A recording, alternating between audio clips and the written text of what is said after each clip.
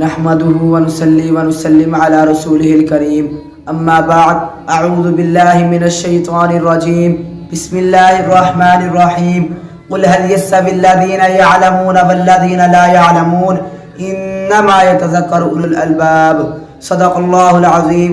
معزز سامعین حضرات، آج کا میرا موضوع سخن ہے علم دین کی فضیلت اور تاکید۔ احباب ذی وقار، نبی کریم صلی اللہ علیہ وسلم نے علم حاصل کرنے کی انتہائی تاکید فرمائی اور حصول علم پر متعدد فضائل ارشاد فرمائے ہیں۔ بخاری شریف کی روایت ہے کہ میری طرف سے احکام شریعت کو پہنچاؤ، اگرچہ وہ ایک آیت ہی کیوں نہ ہو، یعنی کہ تھوڑی سی بات اور چھوٹا سا جملہ ہو۔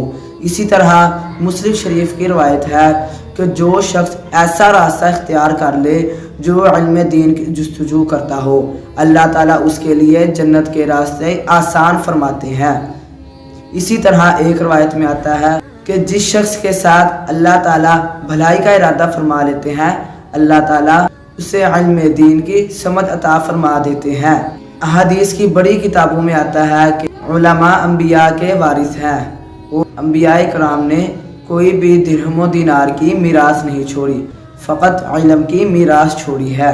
بس جس نے علم حاصل کر لیا اس نے بہت بڑا حصہ میراث انبیاء کا حاصل کر لیا۔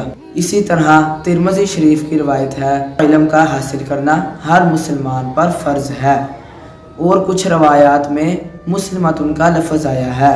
بس ہر مرد اور عورت پر اپنی ضروریات کے مسائل کا سیکھنا لازم ہے۔ اللہ تعالیٰ سے دعا ہے کہ اللہ تعالیٰ ہمیں علم کو صحیح طرح سمجھنے اور سیکھنے کی توفیق عطا فرمائے۔